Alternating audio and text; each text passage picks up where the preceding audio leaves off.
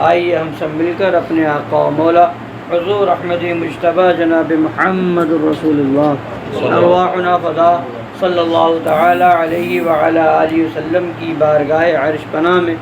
درود پاک کا نذرانہ محبت پیش کریں۔ اللہم صلی علی سیدنا و نبینا و شفیعنا و حبیبنا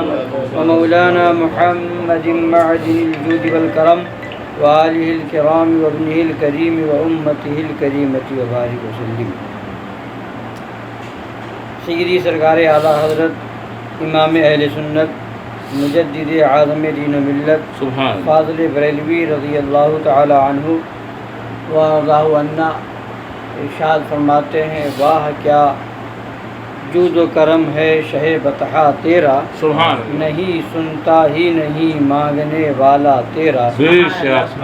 میں تو مالک ہی کہوں گا کہ ہو مالک کے حبیب، یا رسول یعنی محبوب و محب میں نہیں میرا تیرا، بے شک سبحان یعنی محبوب و محب میں نہیں میرا تیرا۔ اور سرکار کی عظمت اور سرکار کی رفعت کیا کوئی سمجھ سکتا ہے؟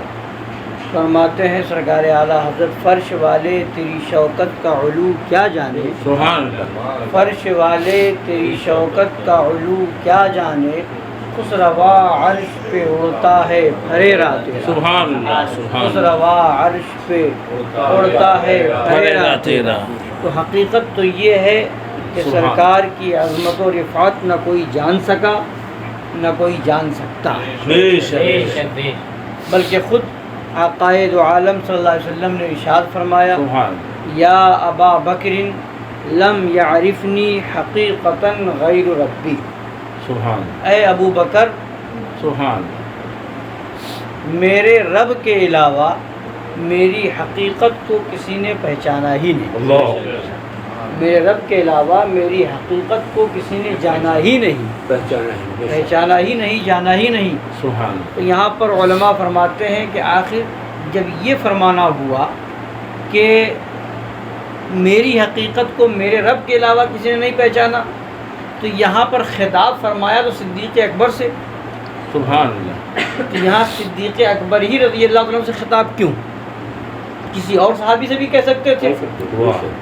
کسی بھی صحابی کو خطاب فرما سکتے تھے، مگر خاص فرمایا حضرت صدیق اکبر رضی اللہ تعالیٰ عنہ کو۔ تو اس میں علماء فرماتے ہیں کہ سرکار کی معرفت جتنی صدیق اکبر کو تھی کسی اور کو نہیں تھی، سبحان اللہ اسی لیے مرتبہ جس کا بھی بلند ہوا تو سرکار کی معرفت جس کو جتنی ہوتی گئی، سرکار کی معرفت جس کو جتنی حاصل ہوتی گئی اس کا رتبہ اتنا بڑھتا گیا۔ سبحان اللہ تو عبادت و ریاضت کی بنیاد پر نہیں، خدا کی بارگاہ میں اگر رتبہ بلند ہوتا ہے تو نبی کی معرفت کی بنیاد پر، بے اس نے نبی کو جتنا پہچانا اتنا اس کا مرتبہ بلند ہوا۔ تو صدیق اکبر کا مرتبہ سب میں افضل و اعلیٰ اسی لیے ہے کہ سب سے زیادہ اگر کسی کو رسول کی معرفت ہوئی تو وہ صدیق اکبر ہے۔ سبحان اللہ تو کوئی کہہ سکتا تھا اگر حضرت علی کو مخاطب کرتے تو کوئی کہہ سکتا تھا ہو سکتا ہے عثمان غنی جانتے ہو، کوئی حضرت عثمان غنی کو مخاطب کرتے تو کوئی کہہ سکتا تھا کہ ان سے کہا، ہو سکتا حضرت عمر جانتے ہو، حضرت عمر سے کو مخاطب کرتے تو کوئی کہہ سکتا تھا کہ صدیق اکبر جانتے ہو، مگر نبی نے صدیق اکبر کو مخاطب کیا، صدیق اکبر کو خطاب کرتے ہوئے فرمایا، اے ابو بکر میری حقیقت کو میرے رب کے علاوہ کسی نے نہیں پہچانا، یعنی بتا دیا اے ابو بکر تم نے بھی نہ جانا، اتنا ساتھ رہے، اتنے رفاقت رہی، اے یار غار تم ہو، ہر جگہ تم ساتھ میں رہے، مردوں میں سب سے پہلے اسلام لانے والے تم ہو، بچپنے میں ساتھ میں رہے، جوانی میں ساتھ میں رہے، ضعیفی میں ساتھ میں رہے، یہاں تک کہ دنیا میں ساتھ میں رہے، مکہ شریف میں ساتھ میں رہے، ہجرت کرنے میں ساتھ میں رہے، مدینہ شریف میں ساتھ میں رہے، اور ساتھ کا عالم تو یہ ہے کہ جب وصال ظاہری ہو گیا تو قبر پاک میں بھی ساتھ میں، تو اتنا ساتھ میں رہے۔ تو اے ابو بکر جتنا تم نے مجھے جانا کسی نے نہ جانا، تو اس لیے خطاب اس سے کیا گیا جس کو سرکار کی سب سے زیادہ معرفت حاصل تھی۔ تو اے ابو بکر جب تم نے نہ جانا تو پھر کسی نے نہ جانا۔ یہ سرکار کی عظمت ہے۔ خدا فرماتا ہے وَرَفَعْنَا لَكَ ذِكْرَكَ، اے محبوب ہم نے آپ کے ذکر کو خوب بلند کر دیا، درجوں بلند کیا۔ اور اور نبی کا ذکر وہ کیا ہے؟ تو نبی کے بارے میں خود اللہ تبارک تعالیٰ فرماتا ہے، سرکار سے حدیث قدسی ہے، خدا فرماتا ہے جعلتک ذکرا من ذکری، اے محبوب میں نے آپ کو اپنے ذکر میں سے ذکر بنا دیا ہے، سبحان اللہ، آپ کو میں نے اپنے ذکروں میں سے ایک ذکر بنا دیا ہے، فمن ذکرک ذکرنی، اے محبوب تو جس نے تمہارا ذکر کیا اس نے میرا ذکر کیا، جس نے تمہیں یاد کیا اس نے مجھے یاد کیا، جس نے تمہاری تعریف کی اس نے میری تعریف کی، جس نے تمہاری شان بیان کی اس نے میری شان بیان کی، جس نے تمہاری قدر کی اس نے میری قدر کی۔ تبھی تو اعلیٰ حضرت فرماتے ہیں نبی کی سب شانیں خدا کی شان ہے، سبحان اللہ، نبی کی سب شانیں خدا کی شان ہے، یعنی کہ اگر کوئی نبی کی توہین کرتا تو نبی کی توہین نہیں ہے، وہ خدا کی توہین ہے۔ بے شک، کوئی نبی میں کمی نکالتا ہے تو وہ نبی کی میں کمی نہیں، وہ خدا میں معاذ اللہ شان خدا میں کمی نکال رہا ہے۔ نبی خود سراپا شان خدا ہے، بے شک، سراپا شان خدا ہے، تو نبی میں کسی طرح کی کمی نکالنا، کسی طرح سے کچھ عیب اور نقص نکالنا، یہ حقیقت میں شان خدا گھٹانا ہے، خدا کی شان کو گھٹانا ہے۔ تبھی تو اعلیٰ فرماتے اللہ کی سر تا بقدم شان ہے یہ، سبحان اللہ، انسان نہیں انسان، وہ انسان ہے یہ۔ قرآن تو ایمان بتاتا ہے انہیں، ایمان یہ کہتا ہے میری جان ہے، اور آقا کی شان کیا ہے، کیسے محبوب ہے کہ خود سرکار فرماتے ہیں، مفہوم ہے سرکار کے فرمان کا کہ میری امت کے بارے میں اللہ نے مجھ سے مشورہ فرمایا، میری امت کے بارے میں اللہ نے مجھ سے مشورہ فرمایا۔ تو نبی فرماتے میں نے عرض کی مولا وہ سب تیرے بندے ہیں، تیری مخلوق ہے، تو جو چاہے کرے۔ سبحان، تو پھر فرماتے ہیں خدا نے مجھ سے دوسری مرتبہ مشورہ طلب فرمایا، اے محبوب فرماؤ اپنی امت کے بارے میں کیا چاہتے ہو؟ سبحان مشورہ فرما رہا، خدا مشورہ فرما رہا ہے نبی سے، اے محبوب تم اپنی امت کے بارے میں کیا چاہتے ہو؟ نبی عرض کرتے ہیں اے مولا وہ تیری مخلوق ہے، تیرے بندے ہیں، تو جو چاہے فرما۔ سبحان، پھر نبی فرماتے تیسری مرتبہ مجھ سے خدا نے مشورہ طلب فرمایا، میں نے یہی عرض کیا، تو خدا فرماتا ہے محبوب، اللہ، اے محبوب فکر نہ کریں، آپ مایوس نہ ہوں گے۔ سبحان، اور نبی فرماتے ہیں قیامت کے دن جب حساب و کتاب ہوگا 70,000 میری امت کے لوگوں کو میرے ساتھ جنت میں داخل کیا جائے گا، اور ان میں ہر 1,000 کے ساتھ 70,000 ایسے ہوں گے جن کا حساب و کتاب ہی نہیں ہوگا۔ 70,000 جو میرے ساتھ داخل ہوں گے، ان میں ہر 1,000 کے ساتھ 70,000 ہوں گے جن کا حساب و کتاب ہی نہیں ہوگا، بغیر حساب و کتاب کے جنت میں داخل ہوں۔ سرکار فرماتے ہیں کہ معراج کی رات میں اللہ تبارک و تعالی نے فرمایا کہ اے محبوب ہم نے تمہاری امت کو ساری امتوں کے بعد میں بھیجا، کوئی تکلیف تو نہیں، ساری امتوں کو پہلے بھیجا، سبحان، آپ کی امت کو بعد میں بھیجا، آپ کو کوئی تکلیف تو نہیں؟ تو نبی عرض کرتے ہیں مولا نہیں کوئی تکلیف نہیں، مولا کوئی تکلیف نہیں۔ تو پھر خدا فرماتا ہے محبوب میں نے آپ کی امت کو ساری امتوں کے بعد میں بھیجا، اس میں حکمت یہ ہے، اس میں وجہ یہ ہے کہ میں یہ چاہتا ہوں کہ آپ کی امت دوسری امتوں کے سامنے رسوا نہ ہو، اللہ،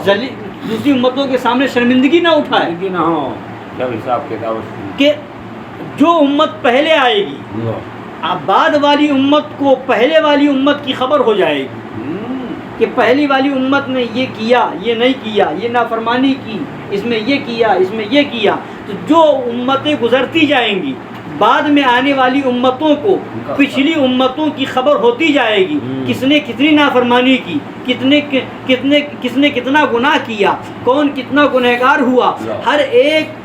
پہلے والی امت کی خبر بعد والی امت کو ہوتی جائے گی۔ اے محبوب ساری امتوں کے بعد ہم نے آپ کی امت کو بھیجا، حضرت آدم کی امت آئے آ کر کے چلی جائے، حضرت نوح کی امت آئے آ کر کے چلی جائے، حضرت لوط کی امت آئے آ کر کے چلی جائے، حضرت زکریہ کی امت آئے آ کر کے چلی جائے، حضرت یحییٰ کی امت آئے آ کر کے چلی جائے، حضرت صالح کی امت آئے آ کر کے چلی جائے، حضرت موسیٰ کی امت آئے آ کے چلی جائے، حضرت عیسیٰ کی امت آئے آ کر کے چلی جائے، اب سب سے آخر میں آپ کی امت کو رکھا کہ جتنی امتیں ہوں گی آ کر کے چلی جائیں گی، اب آپ کی امت کے بعد کسی کی امت نہیں کہ آپ کی امت کچھ بھی کرے کسی اور کو خبر نہ ہوگی۔ آپ کی امت کے عیبوں کو چھپانے کے لیے ساری امتوں کو پہلے رکھا، آپ کی امت کو کہ آپ کی امت ساری امتوں کی نافرمانی جانے گی، ساری امت کے اندر جو عیب ہوگا، جو نافرمانی ہوگی، جو گناہ ہوگا، جو سیاکاری ہوگی، جو غلط کام ہوگا، آپ کی امت تو جانے گی، مگر آپ کی امت کیا کرے گی وہ کسی کو خبر نہ ہو۔ تو آپ کی امت کے عیبوں پہ پردہ رہے، اس لیے ہم نے آپ کی امت کو سب کے بعد میں بھیجا۔ یہ کتنا بڑا کرم ہے، اور یہ صدقہ کس کا ہے؟ ہمارے اور آپ کے نبی کا صدقہ ہے، سرکار کا صدقہ ہے۔ سرکار کے صدقے میں ہمیں اللہ نے اس امت میں پیدا فرمایا۔ یہ وہ امت ہے کہ جس امت میں پیدا ہونے کی دعا تو نبیوں نے کی ہے، تمنا نبیوں نے کی ہے کہ اللہ مجھے امت محمدیہ میں پیدا فرمائے۔ کتنی قسمت کی بات ہے۔ اس کے بعد ایسے عظیم الشان اور ایسے جلیل القدر اور ایسے رفیع المرتبت آقا کی شان میں کوئی بے ادبی کرے، گستاخی کرے، معاذ اللہ رب العالمین، اور پھر خدا کی بارگاہ میں یہ تمنا لیے بیٹھا رہے کہ بخش دیا جاؤں گا، ایسا ہرگز نہیں ہو سکتا، ایسا ہو ہی نہیں سکتا، اس لیے کہ جنت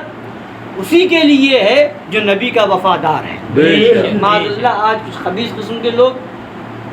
ایک خبیث تو وہ نکلا تھا جس میں اسماعیل دہلوی نے کہا تھا معاذ اللہ، جس کا نام محمد یا علی، وہ کسی چیز کا مالک و مختار نہیں۔ اس کے بعد دوسرا خبیث پیدا ہوا تطہیر ٹانڈوی، اس نے کہا معاذ اللہ رب العالمین اللہ کے سامنے انبیاء اولیاء بے بس ہیں معاذ اللہ۔ اب یہ تیسرا ایک خبیث پیدا ہوا، وہ کہہ رہا ہے کہ یک گناہ بے بسی سرکار میں ماننی پڑے گی معاذ اللہ رب العالمین۔ اب وہ اس نے کہا بے بس ماننا پڑے گا، وہ کہہ رہا کم یک گناہ بے بسی ماننی پڑے گی معاذ اللہ رب العالمین۔ یہ بلرام پور کی طرف کا کوئی خبیث ہے، اس کی عبارت کی تعویل کرتے ہوئے اللہ تبارک و تعالیٰ ایسے تمام شیاطین سے ہمارے ایمان کی حفاظت فرمائے۔ اعلیٰ سرکار نے فرما دیا کہ نبی کی ساری شانیں اللہ کی شان ہے، اور سرکار عرض فرماتے ہیں ہمارے نبی صلی اللہ علیہ وسلم اللہ کے نائب مطلق ہیں، بے شک نائب اکبر ہیں۔ تو جب نائب کہہ دیا، سرکار عرض فرماتے ہیں نائب کہنے میں ہی سب کچھ آ گیا، نائب کہنے میں ہی سب کچھ آ گیا، نائب کہتے ہی اسے ہیں۔ تو فرماتے ہیں سرکار اعلیٰ رضی اللہ تعالیٰ عنہ فرماتے ہیں کہ اللہ تعالیٰ کی طرف سے اللہ تبارک و تعالیٰ کے ملک میں نبی پاک صلی اللہ علیہ وسلم پورا تصرف تام کا اختیار رکھتے ہیں، سبحان اللہ، جبھی تو نائب کہلائے۔ تو نائب کی شان ہی یہی ہے کہ اصل کا جو کام ہے وہ نائب کا ہو، سبحان اللہ۔ تو اب کوئی چیز ایسی بچی ہی نہیں جو نبی کے اختیار میں نہ ہو۔ اور کتنی پیاری بات کہی، اسی کی ترجمانی کہہ لیجئے۔ سرکار اعلیٰ کے برادر محترم استاد زمن فرماتے ہیں خدا کرنا ہوتا جو تحت مشیت، خدا کرنا ہوتا جو تحت مشیت، یعنی جو چیزیں محال ہیں وہ خدا کی مشیت کے تحت نہیں،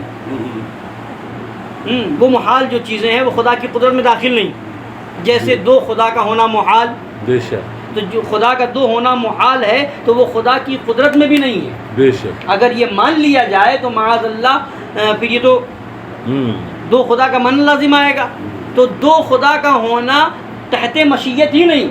خدا کی قدرت کے تحت نہیں آتا۔ تو اگر ایسا ہوتا، اب کتنی بڑی بات فرما رہے ہیں، خدا کرنا ہوتا جو تحت مشیت، خدا ہو کے آتا یہ بندہ خدا کا، سبحان اللہ۔ اگر دو خدا ہو سکتا تھا تو پھر نبی خدا بن کے آتے، مگر دو خدا ہو ہی نہیں سکتے، اس لیے یہ بندہ خدا کا بندہ بن کر کے آتا۔ اگر خدا بننا ہوتا تحت مشیت تو یہ نبی بندہ بن کر کے نہیں آتے، یہ بھی خدا بن کر کے آتے۔ کتنی بڑی عظمت ہے ہمارے اور آپ کے نبی صلی اللہ علیہ وسلم کی۔ اللہ تبارک تعالی ہم سب کو سرکار کی بارگاہ کا وفادار بنائے، اور سرکار کی محبت میں زندگی عطا فرمائے، اسی میں ہم سب کو خاتمہ بالخیر نصیب فرمائے، آمین برحمتک یا ارحم الراحمین۔